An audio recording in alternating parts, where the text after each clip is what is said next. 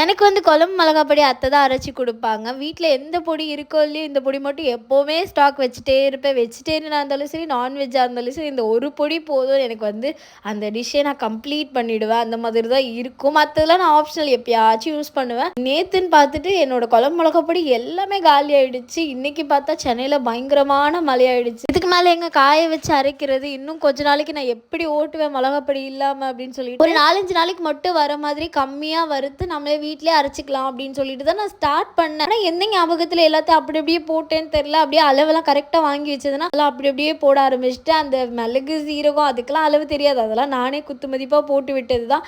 அரிசியும் கொஞ்சம் போடணும் அப்படின்னு சொல்லியிருந்தாங்க. அரிசியும் நான் பாட்டுக்கு போட்டுட்டு நான் பாட்டுக்கு ஒரு விதமா செய்யறதுக்காக ஆரம்பிச்சுட்டேன். எனக்கு சுத்தமா ஐடியாவே இல்லை. சரி பரவாயில்ல, என்னென்ன இன்க்ரீடியன்ஸ் சொன்னாங்களோ அது எல்லாமே கரெக்டாக போட்டுட்டேன்.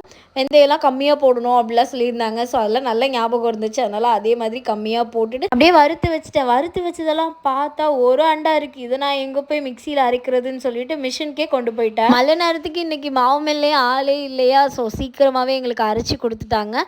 கருவேப்பிலையெல்லாம் நல்லா காய வச்சு அரைச்சி போட்டால் வாசனையாக இருக்கும் அப்படின்லாம் அத்தை சொல்லுவாங்க. எனக்கு எதுவுமே கிடைக்கலையா, சரி பரவாயில்ல இந்த டைம் விட்டுருவோம், நெக்ஸ்ட் டைம் எல்லா மெஷர்மெண்ட்டும் கரெக்டாக கேட்டுட்டு அதுபடியே அரைச்சிடலாம் அப்படின்னு சொல்லிட்டு இந்த டைம் ஏதோ அரைச்சிட்டேன். 3 மாதத்துக்கு எனக்கு எந்த பிரச்சனையும் இல்லை.